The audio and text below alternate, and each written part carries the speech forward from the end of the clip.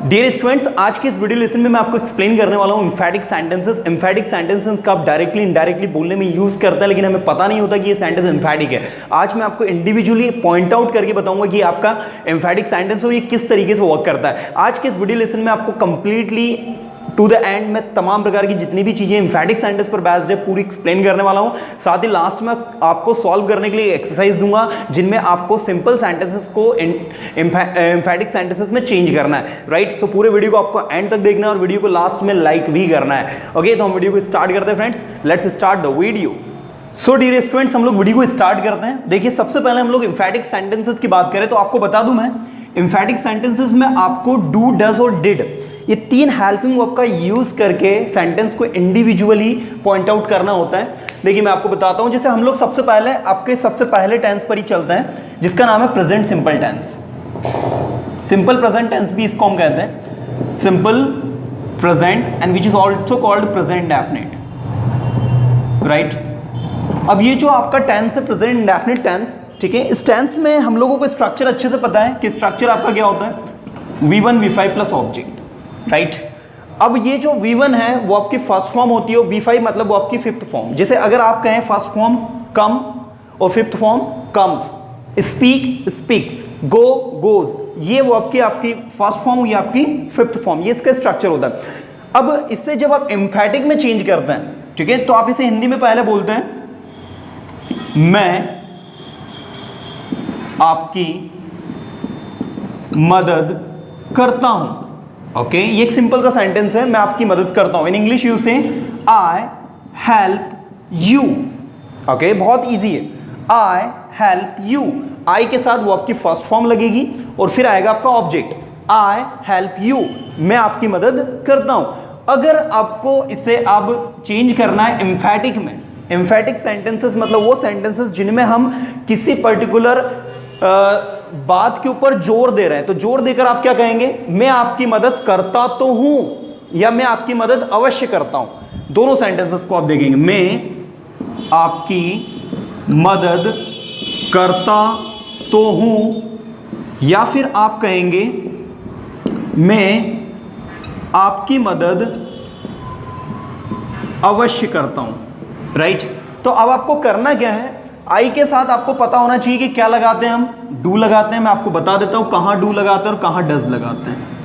हम लोग आई के साथ में, यू के साथ में और जितने भी प्लूरल सब्जेक्ट है, वी, दे, इन सभी के साथ में डू अप्लाई करते हैं। और ही, शी, इट और इसके अलावा जो भी सिंगुलर नेम होते हैं, जैसे मैंने कहा एक नाम कहा राम, तो उसके साथ डज लगेगा। लेकिन अगर मैंने दो नाम कहे कि राम एंड श्याम, सो उसके साथ डू लगेगा। तो आई के साथ हम डू लगाएंगे एम्फैटिक बनाते समय। तो एम्फैटिक में आपको क्या करना है, ये स्ट्रक्चर को फॉलो नहीं करना, आपको इस स्ट्रक्चर को फॉलो करना है, do oblique does plus V1। अब आपको याद रखना है डू और डज लगने के बाद में आपको V5 नहीं लगाना, सिर्फ V1 लगाना है, first form of the verb plus object. अब जब आप कहेंगे मैं आपकी मदद अवश्य करता हूं या मैं आपकी मदद करता तो हूं, तो आप इंग्लिश में कहेंगे I do help you.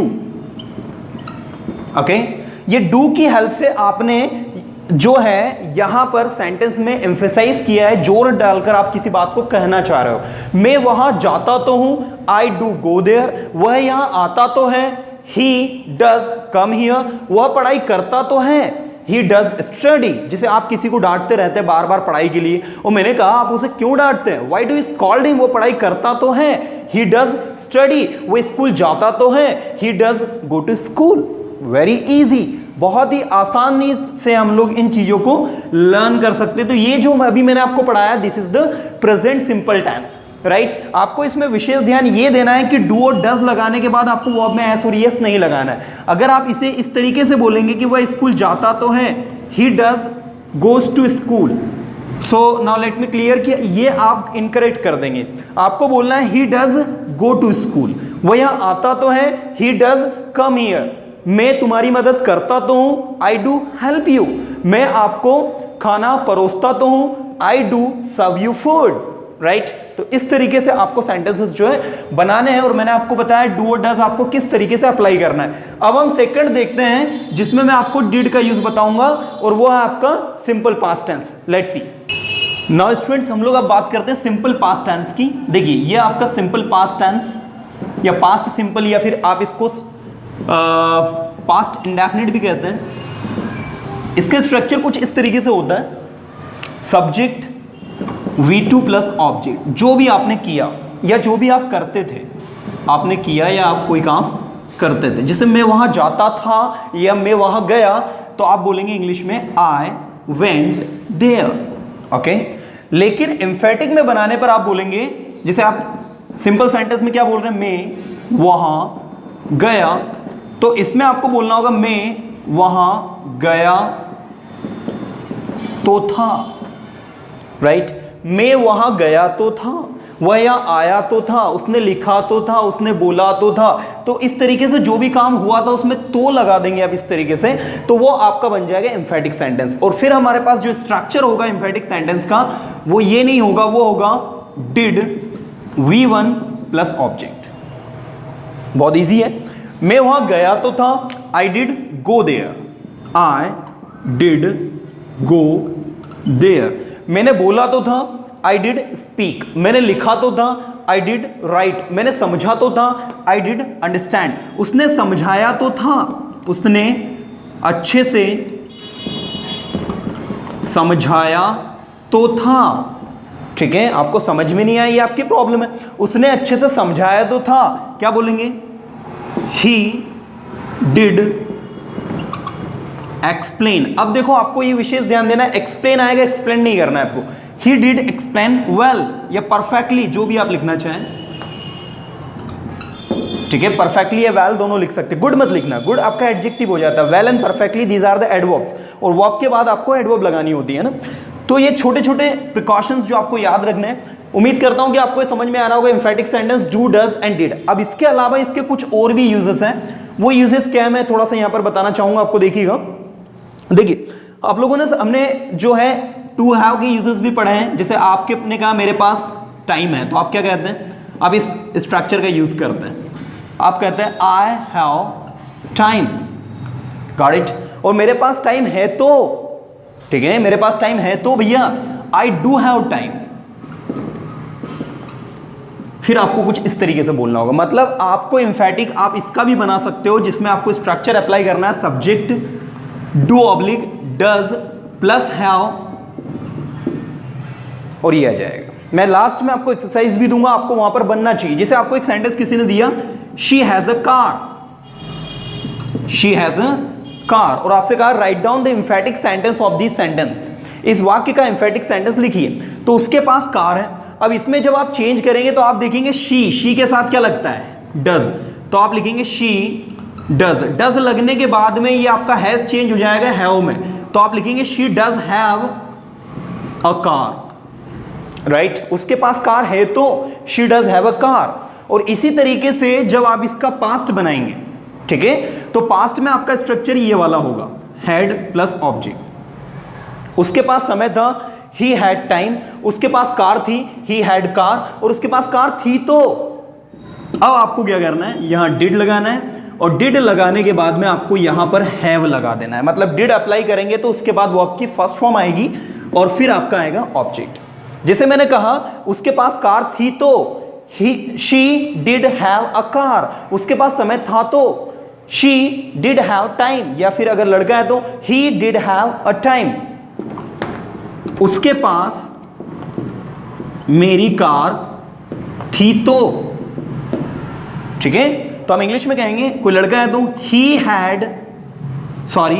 He did have my car, right.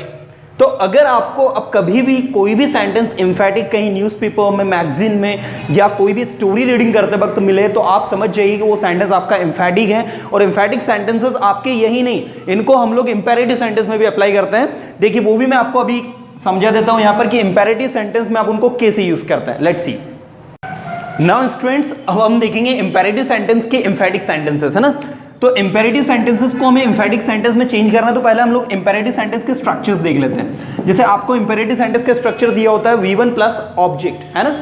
जैसे आप किसी से कहेंगे वहां जाओ, तो इंग्लिश में आपको बोलना होगा गो देयर, राइट। आप जब एम्फसाइज करके बोलोगे वहां जाओ ही, राइट, तो आपको आगे लगा देना है डू। डू गो देयर, यहां आओ ही, डू कम हियर, ये लिखो ही, डू राइट। इट मींस आपको ये जो स्ट्रक्चर है इसको चेंज कर देना है, do plus V1 plus object में, दैट इज इंग्लिश बोलो, स्पीक इंग्लिश, इंग्लिश बोलो ही, डू स्पीक इंग्लिश। मेरी सुनो, लिसन टू मी, मेरी सुनो ही, do listen to me, do listen to me. Got it? समझो, अंडरस्टैंड, समझने की कोशिश करो, ट्राई टू अंडरस्टैंड, समझने की कोशिश करो ही, डू ट्राई टू अंडरस्टैंड। बोलो, स्पीक, बोलो ही, डू स्पीक। Got it? उम्मीद करता हूं ये आपको समझ में आ रहा होगा। तो ये आपका इंपेरेटिव जो सेंटेंसेस होते हैं उनको हम किस तरीके से एम्फेटिक सेंटेंस में चेंज करते हैं, तो that is the pattern. Actually कुछ नहीं करना, आगे आपको सिंपली डू लगाना है। जैसे आप किसी को इंस्ट्रक्शंस दे रहे हैं, आपने किसी से कहा टेक आउट योर पेन, अपना पेन निकालो, लिखना स्टार्ट करो, टेक आउट योर पेन, और वो बंदा जो जिसको आपने बोला उसने अपना पेन नहीं निकाला, तो आप क्या करोगे? Do take out your pen. अब आगे डू लगा देना उसमें। तो डू लगाने से इसका मतलब ये हो जाएगा आप एम्फसाइज करके जोर डालकर बात को बोल रहे हो कि निकालो पेन अभी के अभी, do take out your pen, जाओ ही वहां, डू गो देयर, लिखो अभी, do write now. Got it? तो इस तरीके से आप जो है एम्फसाइज करते हैं किसी चीज पर एम्फेटिक सेंटेंस को यूज करके। उम्मीद करता हूं फ्रेंड्स ये आपको समझ में आएगा। अब मैं एक एक्सरसाइज दे रहा हूं जिसमें कुछ सेंटेंसेस आपको दूंगा, उन सेंटेंसेस को आपको एम्फेटिक में चेंज करना है। तो हम वीडियो को स्टार्ट करते हैं, लेट्स सी। नाउ स्टूडेंट्स ये एक एक्सरसाइज दी है मैंने, कुछ 4 से 5 क्वेश्चंस दिए हैं। इनको मैं चाहता हूं सबसे पहले तो आप खुद कर लें, वीडियो को पॉज करने के बाद फिर आप पहले खुद करें, एंड देन उसके बाद जब मैं आंसर्स बताऊंगा फिर आप मिलाएं। चलिए देखिए इनके आंसर्स हम लोग देखते हैं। पहला क्वेश्चन आपको दिया आई नो यू वेल, ये आपका प्रेजेंट सिंपल टेंस का है, तो आपको कुछ नहीं करना है, वर्ब से पहले डू लगा देना है बस। तो आपका आंसर आएगा I do know you well. Okay, मैं आपको जानता हूं अच्छे से, मैं आपको अच्छे से जानता तो हूं, दैट इज शी हेल्प्ड अस, उसने हमारी मदद करी, उसने हमारी मदद की तो सही, शी डिड, यहां पर आप डिड लगाएंगे और ये हेल्प्ड से ईडी हट जाएगा, तो आप लिखेंगे हेल्प अस, ये हो गया। दे डू इट, वो ये करते हैं, सो आपको इसको बोलना है दे डू इट। इसको बोलने का तरीका सुन लीजिए, दे डू इट, राइट। आप इसको दे डू इट नहीं बोलेंगे, इसको बोलने का भी एक पैटर्न होगा, दे डू इट, राइट। वे ये काम करते तो हैं, they do it this work, इस तरीके से आपको बोलना होगा ना। राइट इन योर कॉपी, तो आप कहोगे do right in your copy, ठीक है। इसी तरीके से प्लीज अंडरस्टैंड, कृपया समझो, तो आप कहोगे प्लीज डू अंडरस्टैंड, कृपया समझो ही, इस तरीके से। तो आप हर जगह इसमें डू अप्लाई कर देते हैं, डिड अप्लाई कर देते हैं, तो वो आपका एम्फेटिक बन जाता है, इसलिए इसको डू डज और डिड से ही बनाते हैं। अब अगर कुछ क्वेश्चन किसी के दिमाग में आया सर भाई इतने के साथ ही बनता है, तो मेरा आंसर होगा जी हाँ, आपके एम्फेटिक सेंटेंसेस उन्हीं के साथ बनते हैं जिनके साथ आप डू डज और डिड लगा सकते हैं। इसके अलावा अगर आप सोचे कि कंटिन्यूस टेंस का आप एम्फेटिक बनाने चाहेंगे सेंटेंस, तो वो नहीं बनेगा, वो सिर्फ और सिर्फ आपके प्रेजेंट सिंपल, पास्ट सिंपल और ये कुछ इंपेरेटिव सेंटेंस होते हैं उन्हीं का बनते हैं, बाकी नहीं बनते। हो फ्रेंड्स, वीडियो अच्छा लगा हो इसे लाइक करें, अपने फ्रेंड सर्कल में शेयर करें। Keep watching, keep learning with us. Thank you so much friend.